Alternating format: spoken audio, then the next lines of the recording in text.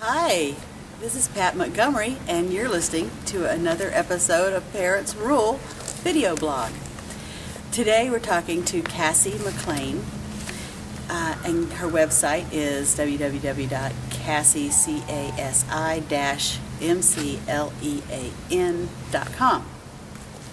And her book is Wingless Butterfly, Confessions of a Jerk Magnet. And I know I've been a jerk magnet myself at times. But as far as Parents Rule, I'm the author of Now You Know What I Know, Parenting Wisdom of a Grandmother, and The Patriot Parent, Still the Best Hope for America. Today with Casi, we're going to talk about some very important issues, such as self-confidence and forgiveness. And I want everybody to pay really close attention, because what she has to say is what she's learned from her life, and it's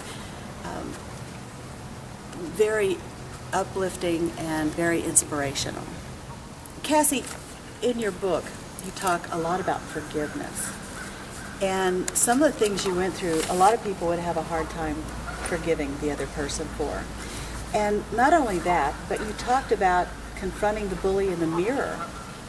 And that was about forgiving yourself. Mm-hmm. So I think forgiveness plays a huge part in this, and I want you to talk to me about that a little bit. Well, it's true. I went through a lot, and I found out a lot of things about my past that I never expected. I found out I had 4 sisters and a brother I never knew about.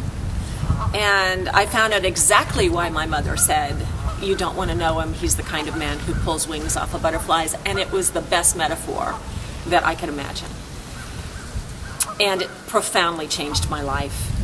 So, having said that, there are a lot of things. In fact, my mother, I look back at my mother, and a lot of people say, how could you forgive her for lying to you your whole life, for keeping those things a secret? And you know, my mother did that to protect me. She did not lie to me for anything that had to do with her. She lied to me to protect me and to keep me safe. And so, and honestly, I would not be the person I am today if I hadn't gone through the process that I went through. People ask me how I can forgive the men. I was married twice. Both of my husbands were engaged to someone else when they were married to me. I know that sounds a little bit bizarre. One of them had a relationship for 15 years with someone in another state. And then people ask how naive were you to not know that was going on. But he was a traveling salesman, and I knew there was something wrong in our marriage, and I tried to work on it, but I had no idea that was going on. But I think that everything happens for a reason. I truly believe that. And what I try to do is to look through the eyes of the other person, because I think it's important that you realize that people do things for themselves and not against you. And it's only when That's a really profound. Can you say that again? People do things for themselves and not against you.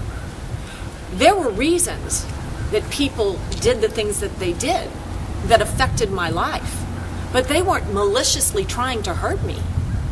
And if I can look through their eyes and discover what they were perceiving, it's easy to forgive. You know, as we get older, I think that reality comes to us that when we're younger, we're so quick to judge people, but we judge them by our standards. And I think that too many times we don't know what's going on in those other people's lives. And until we can understand that, then you shouldn't judge people. I think that people get into a victim mode. People get hurt, and the pain stays in them. But the only way to let go of that pain is to understand that if you can look through the eyes of someone else, the eyes of the person that's hurt you, and forgive them, that's the only way you can let go of your own pain. Okay, so do you think forgiveness is about the person that hurt you, or is it about you? Oh, it's about both. But forgiveness just feels better, just like happiness. It feels better. And honestly, I would not be who I am or where I am now if my life didn't go exactly the way it went. And I love where I am right now. I am having the time of my life. But if you were in a quagmire of pain and anger and frustration, you would not be where you are Exactly. right now. And you know what? I have every right to be. I could have thrown Yes, a you lifelong pity party. Yes, you do. But what good does that do me, my children, anybody and everybody that my life touches? Right now, I am doing things that I never dreamed I could ever do. And I'll give you an example.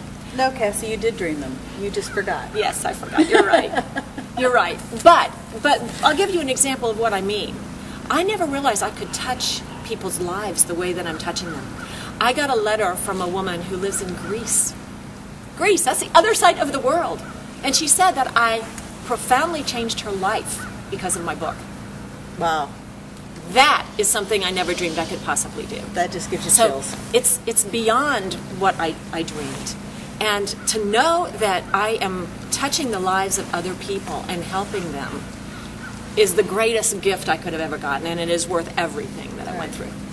I see so many people, like you talked about, that are stuck in, and we talked about being stuck in the past a few minutes ago, and they're stuck with this anger cycle that they're going through. And I knew a guy one time who anger and unforgiveness and judgment, that was his drug of choice. And he was like an addict. And unless he was angry about something during the day, he wasn't a happy person. I mean, he didn't feel fulfilled. Was he happy even in the anger? No, he was never happy. And unfortunately, like what happened to you a few times, the anger got vented on me. But